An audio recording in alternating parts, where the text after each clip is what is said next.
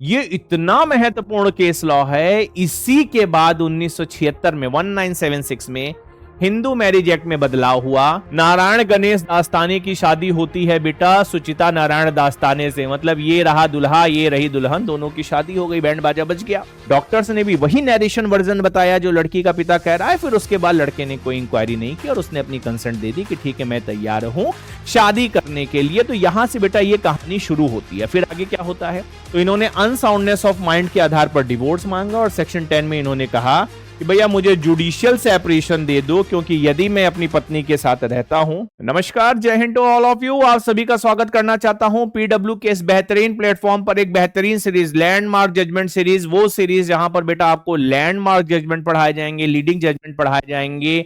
और जहां तक मेरा सवाल है, एपी सरकार, constitution of India, Hindu law, Muslim law, administrative law से जुड़े जितने रेलिवेंट जजमेंट हैं जो आपकी एग्जामिनेशन के लिए महत्वपूर्ण हो सकते हैं, जिससे आपकी आंसर राइटिंग में 4 चांद लग सकते हैं, उन तमाम जजमेंट्स को मैं पढ़ाऊंगा। तो आज मेरा लेक्चर नंबर 1 है। श्रीमी मैम या दूसरे निधि मैम के तमाम आपने जजमेंट सीरीज के लेक्चर्स देखे होंगे। तो आज मैं एक ऐसे केस लॉ की चर्चा करने वाला हूं जिसे कहते हैं दास्ताने वर्सेस दास्ताने।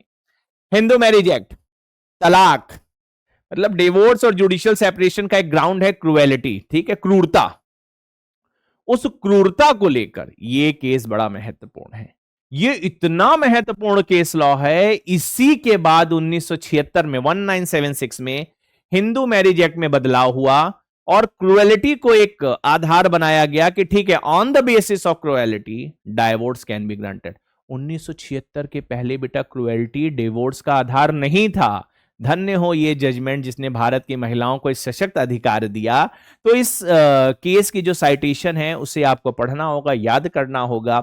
हर केस की साइटेशन बड़ी महत्वपूर्ण होती है, एलएलबी वाला फॉर्मेट नहीं चलेगा। इन अ वेरी लीडिंग केस, ठीक है। तो इस केस लॉ का बेटा जो पूरा नाम है नारायण गणेश दास्ताने वर्सेस सुचिता नारायण दास्ताने, ठीक है। तो दास्ताने वर्सेस दास्ताने भी अगर आप एग्जाम में लिखते हैं विद AIR 1975 तो that will be more than sufficient, या तो आप पूरा नाम याद कर लीजिए। हाँ, मैंने हमेशा कहा है जो बेंच होती है, जो जज होते हैं, जरूरी नहीं आप उनका नाम याद करिए, है ना।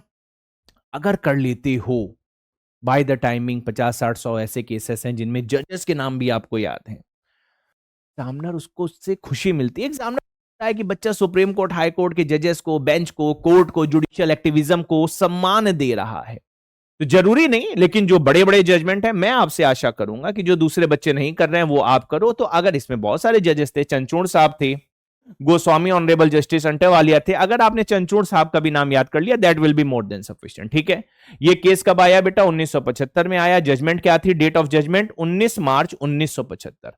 तो जो सबसे महत्वपूर्ण विषय है किसी भी केस का, जब आप एनालिसिस करते हो तो उसका तथ्य क्या है, फैक्ट क्या है, जिस आधार पर वो केस बना, जो कॉज ऑफ एक्शन है वो तो फैक्ट से निकलता है। तो चलिए समझते हैं।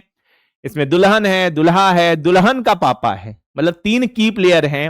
उन्हीं के इर्द गिर्द बेटा ये कहानी घूमेगी और कहानी के रूप में इन फैक्ट्स को अगर समझोगे, अप्रिशिएट करोगे तो याद भी रहेगा, उससे सीखने का मौका भी मिलेगा। और दास्ताने वर्सेस दास्ताने केवल हिंदू मैरिज एक्ट के लिए नहीं महत्वपूर्ण है। दास्ताने वर्सेस दास्ताने बेटा जब आप इंडियन पिनल कोड में क्रुएल्टी को डिफाइन करते हैं तो वहां भी आप इससे इंस्पिरेशन ले सकते हैं, वहां भी आंसर राइटिंग में आपकी मदद करेगा। और यही तरीका है, एक केस लॉ को इस तरीके से पढ़ो कि उसका मल्टीफेरियस यूज हो सके, अलग अलग जगहों पे हो सके। तो चलिए बिना समय गंवाए मैं आपको लेकर चलता हूं इस केस के फैक्ट से। 1956 साल था, 1956 जब हुई शादी। शादी किसकी हुई? नारायण गणेश दास्ताने की शादी होती है बेटा सुचिता नारायण दास्ताने से, मतलब ये रहा दुल्हा ये रही दुल्हन, दोनों की शादी हो गई, बैंड बाजा बज गया। शादी के पहले, बिफोर मैरिज, ठीक है, सुचिता के जो फादर थे, लड़की के जो पिताजी थे, BR Abhyankar, sent letter to Narayan, उन्होंने दूल्हे को एक चिट्ठी लिखी informing him that Suchita suffered from bad attack of sun stroke that affected her mental condition for some time from which she recovered. ठीक है, लड़की के पिताजी ने अच्छा काम किया, उसने दूल्हे को चिट्ठी लिखी, नारायण को चिट्ठी लिखी। चिट्ठी में कहता है मेरी बेटी एक बार हीट स्ट्रोक से पीड़ित थी। हीट स्ट्रोक मतलब एक्सेसिव टेम्परेचर में जब कोई व्यक्ति रहता है उसके बॉडी का टेम्परेचर 104 फ़ारेनहाइट से ऊपर चला जाता है। ब्रेन डैमेज हो सकता है, मल्टी ऑर्गन फेलियर हो सकता है, डेथ हो सकती है, खतरनाक है अगर इलाज ना हो। खैर, सुचिता के फादर ने कहा कि मेरी लड़की एक बार पीड़ित थी, उससे उसके दिमाग पर कुछ असर था, लेकिन वो रिकवर्ड है। सुचिता का फादर इतना ईमानदार, आप देखिए, उसने अपनी चिट्ठी में यह भी लिखा, ही ऑल्सो मेंशन्ड, किसने, सुचिता के फादर ने, he also mentioned that cerebral malaria as another reason for the brief decline of her mental health. He stated that her daughter got cured at Yerwada Mental Hospital. Yerwada एक jail थी ना, जहां संजय दत्त बंद था। तो ये जो बीमारी है बेटा सेरेब्रल मलेरिया, ये बेसिकली दिमाग से जुड़ी बीमारी है, न्यूरोलॉजिकल कॉम्प्लिकेशन है प्लाज्मोडियम फल्कीपैरम मलेरिया के साथ। इसमें ब्रेन को जो ब्लड जाता है उसकी सप्लाई हैम्पर हो जाती है, प्रभावित हो जाती है। तो लड़की के पिता ने शादी के पहले कहा मेरी लड़की इसलिए थोड़ा दिमाग से पीड़ित थी, मेंटल इलनेस इसलिए थी क्योंकि उसे ये मलेरिया हो गया, हीट स्ट्रोक हुआ था, लेकिन उसका इलाज हुआ और अब वो फुली रिकवर्ड है। लड़की को ये बात शादी के पहले पता थी, ठीक है। नारायण फॉलोड अप, जो पति था उसने बेटा शादी के पहले he followed up with the doctors upon the doctor's confirmation of Suchita father's statement.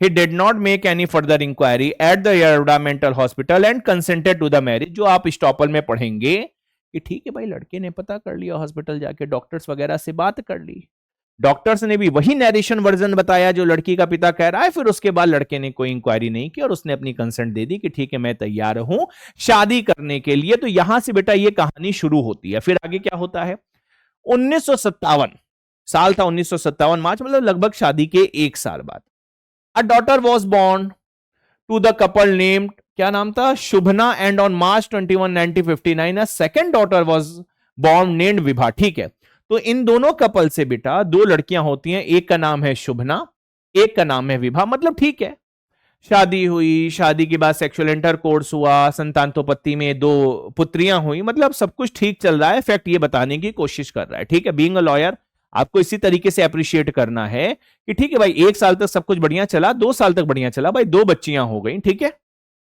इन 1961 महत्वपूर्ण साल जब कहानी बेटा बदलती है, Suchita was 3 months pregnant when Narayan asked for police protection considering Suchita as a threat to his life. 1961 में कहानी बदल जाती है। सुचिता का हस्बैंड नारायण पुलिस के पास जाता है, कहता है मेरी जान को खतरा है। किससे खतरा है? अपनी पत्नी से खतरा है, क्योंकि उसकी दिमागी मानसिक हालत ठीक नहीं है, हमें बचा लो। वो पुलिस प्रोटेक्शन मांगता है 1961, मतलब आप समझिए 2 बेटियों का जन्म हो चुका है, सुचिता प्रेग्नेंट है। लेटर बाद में सुचिता क्या करती है बेटा, सुचिता भी अपने स्टैट्यूटरी राइट का यूज करती है। Suchita asked for maintenance for herself and her 2 daughters from Narayana and also addressed a letter to the Ministry of Food and Agriculture stating the cruel treatment and desertion by her husband and claim maintenance separately from the government। ठीक है, सुचिता ने अपने वैधानिक अधिकारों को entertain किया, exercise किया और उसने बेटा मेंटेनेंस की डिमांड की। उसने कहा कि मेरा पति मुझे डिजर्ट कर रहा है, छोड़ रहा है, परित्यक्ता के रूप में मेरा यह अधिकार है कि मैं मेंटेनेंस पाऊं। और सुचिता ने जब नारायण ने पुलिस प्रोटेक्शन मांगी तो उसके बाद का ये परिणाम है कि सुचिता ने भी बेटा मेंटेनेंस की डिमांड की, अपने लिए की और अपनी दोनों बेटियों के लिए भी की। ठीक है, तो नारायण ने बेटा डाइवोर्स मांगा। ठीक है, अब चीजें बिगड़ रही हैं, केस बिगड़ रहा है। पहले नारायण पुलिस प्रोटेक्शन मांगता है, सुचिता मेंटेनेंस मांगती है। अब नारायण क्या कहता है, मुझे डाइवोर्स दे दो। ध्यान से समझना, at first Narayan asked for divorce under section 13 clause 1 sub clause 3 Hindu marriage act 1955 on the ground that Suchita was of unsound mind. बेटा ये जो 13 क्लॉज 1 सब क्लॉज 3 है, इसमें 2 ग्राउंड दिए हुए हैं। एक तो अनसाउंडनेस ऑफ माइंड है, दूसरा बेटा है या तो कंटिन्यूअल या तो intermittent suffering of mental disorder, इस तरीके से हो कि शादी नहीं चल सकती। जो व्यक्ति क्लेम कर रहा है वो नहीं रह सकता अपने पति पत्नी के साथ। तो यहां पर नारायण ने कहा कि नहीं, मेरी जो पत्नी है वो अनसाउंड माइंड की है, इस आधार पर मुझे डिवोर्स चाहिए। उसी के साथ नारायण ने बेटा ही asked for judicial separation under section 10 clause 1B on the ground that Suchita had treated him with cruelty which created a reasonable apprehension in his mind that it would be harmful and injurious for him to live with हर।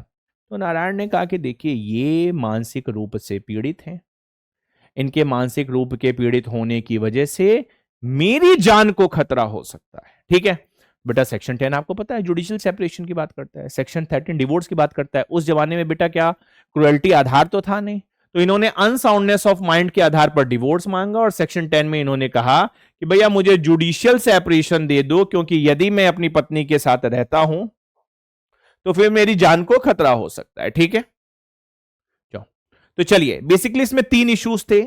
जब ये सारे fact के बाद बेटा case court पहुंचता है, cause of action court पहुंचता है, दोनों ही पार्टीज अपनी लोकस स्टैंडाई के साथ अपने अधिकारों की बात करती हैं, तो कोर्ट ने 3 इश्यूज फ्रेम किए। वो 3 इश्यूज क्या हैं, वो तब भी महत्वपूर्ण माने गए 1975 में, 2024 में यदि मैं इस केस लॉ को पढ़ा रहा हूं तब भी महत्वपूर्ण है। ठीक है, जल्दी से समझते हैं वो 3 इश्यूज कौन से थे।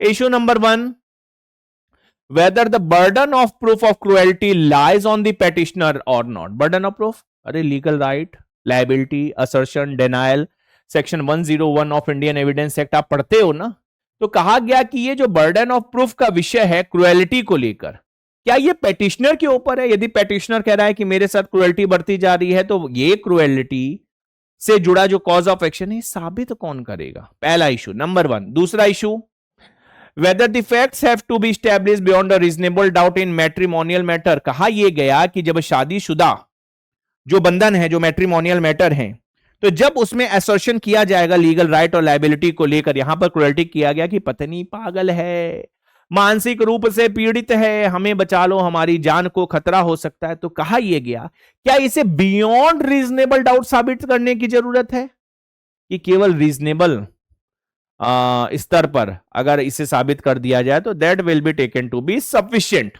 है ना? कि बियॉन्ड रीजनेबल डाउट मतलब आपको पता है, अपन ट्रायल वगैरह पढ़ते हैं, जब कोर्ट जजमेंट देता है तो वो अपने सबूतों और तमाम फैक्ट और सर्कमस्टेंसेस के आधार पर जो जजमेंट देता है, बियॉन्ड रीजनेबल डाउट जाके वो किसी की कल्पेबिलिटी को स्टैब्लिश करता है। तो क्या कहा गया?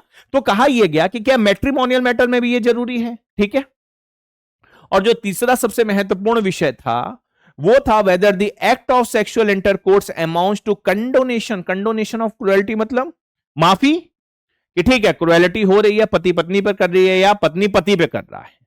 अगर क्रुएल्टी हो रही है और मान लेते हैं क्रुएल्टी होने के साथ, क्रुएल्टी होने के बाद यदि पति और पत्नी के बीच सेक्सुअल इंटरकोर्स होता है, तो क्या यह मान लिया जाएगा, क्या यह मान लिया जाना चाहिए कि because of that sexual intercourse कि जो क्रुएल्टी हो गई थी भैया उसकी माफी है? महत्वपूर्ण विषय है।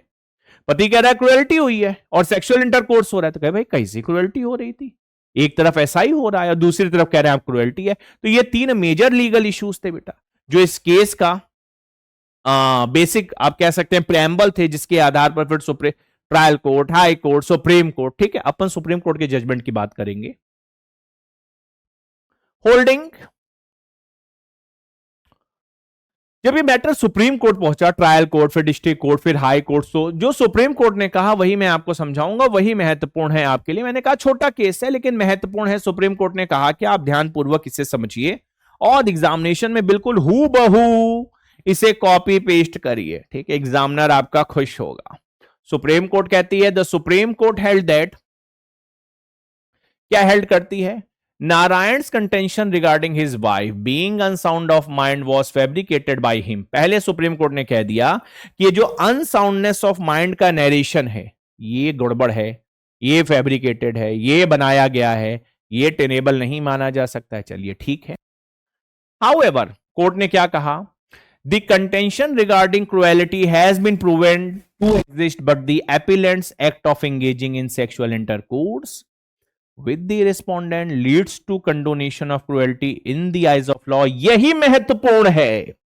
सुप्रीम कोर्ट ने 19 मार्च 1975 चंद्रचूड़ की अध्यक्षता में ऑनरेबल जस्टिस क्या कहा? सुप्रीम कोर्ट ने कहा कि मान लेते हैं क्रुएलिटी हो रही है, मान लेते हैं क्रुएलिटी के आधार पर जुडिशियल सेपरेशन मांगा जा रहा है या क्रुएलिटी के आधार पर डिवोर्स, अभी पहले तो नहीं था, ठीक है ना। मैंने कहा 1976 के अमेंडमेंट से बेटा क्रुएल्टी, डाइवोर्स और जुडिशियल सेपरेशन का ग्राउंड बना।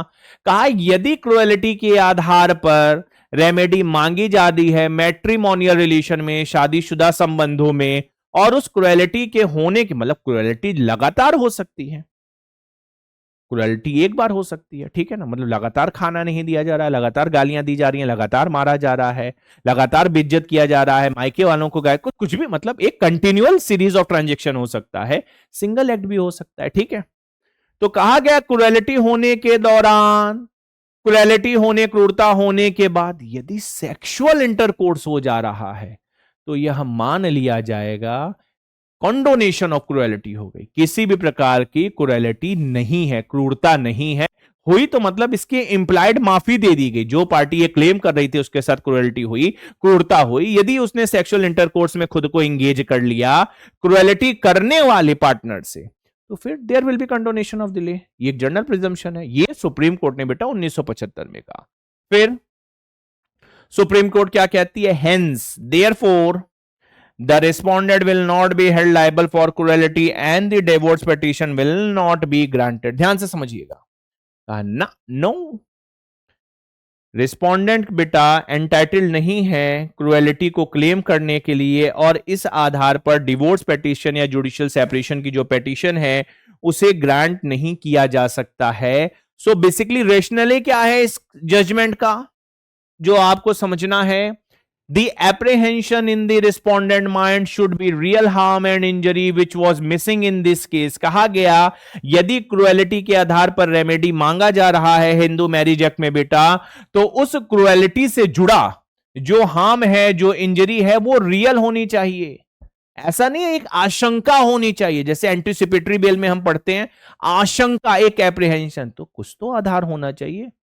सपने को एप्रीहेंशन से नहीं जोड़ सकते हैं। और ये जो इंजरी का विषय है, जब आप इंडियन पिनल कोड पढ़ते होंगे तो बेसिकली इसमें body, mind, reputation, property injury किसी भी विषय से जुड़ी हो सकती है, ठीक है। तो कहा गया यदि क्रुएलिटी हो रही है, यदि एप्रीहेंशन है, तो दैट शुड बी रियल। जो हार्म है, जो इंजरी है, वो ऐसा होना चाहिए जिसे साबित किया जा सके कि हां सर ये हो रहा है, ये हो सकता है, ठीक है। The couple led a normal sexual life in this case despite the act of cruelty and there was no such incident that would call for the act of self defense। पति कह रहा है कि पत्नी अनसाउंड माइंड की है, unsoundness से पीड़ित है। पति कह रहा है कि उसकी दिमागी हालत ठीक नहीं है और पति सेक्सुअल इंटरकोर्स भी कर रहा है, ये कैसे संभव है? पति कह रहा है बिकॉज ऑफ खराब दिमागी हालत there may be apprehension of death, there may be apprehension of injury, there may be apprehension of harm, और आप उसी पार्टनर के साथ बेटा इंगेज हो कोहैबिटेशन में। तो जो प्रिजम्पशन है ना भाई, पूरा जो क्रिमिनल ट्रायल है, जो प्रोसीजर है, वो तो प्रिजम्पशन पर बेस्ड होता है। तो सुप्रीम कोर्ट ने कहा नहीं, ऐसा नहीं चल सकता, दिस इज नॉट डन। देखो सिंपल टर्म में, यदि आप वायलेंस को अप्रिशिएट करते हो तो वायलेंस देखो फिजिकल भी हो सकता है, मेंटल भी हो सकता है। मैंने कहा गड़बड़ ये है कि हिंदू मैरिज एक्ट में क्रुएल्टी की परिभाषा नहीं दी गई और दी भी नहीं जा सकती। जैसे basic structure of the constitution को बेटा डिफाइन नहीं किया जा सकता, वैसे ही क्रुएल्टी को डिफाइन नहीं किया जा सकता, ठीक है। तो it has to be determined as per the fact and circumstances of the case. Subjective concern है, ऑब्जेक्टिव नहीं है। Case to case, fact to fact, party to party, mental जो मैच्योरिटी है, जो इंटेलिजेंसिया है, उसके आधार पर बेटा कोई एक पर्टिकुलर एक्ट और ओमिशन किसी एक केस में क्रुएल्टी हो सकता है, दूसरे केस में नहीं हो सकता है। तो we do not have any exclusive definition, we do not have any inclusive definition कि क्रुएलिटी होता क्या है। हाँ, लेकिन अगर मेंटल पेन की बात करो, मैंने कहा वायलेंस में बेटा क्रुएलिटी में तो मेंटल पेन भी आ सकता है, तो उसमें किसी पार्टी की जो डीप एंग्विशमेंट है, जो फ्रस्ट्रेशन है, जो डिसअपॉइंटमेंट है, उसे मेंटल पेन के साथ जोड़ा जा सकता है। लेकिन जैसे मैंने कहा कि वो केस टू केस डिफर करेगी।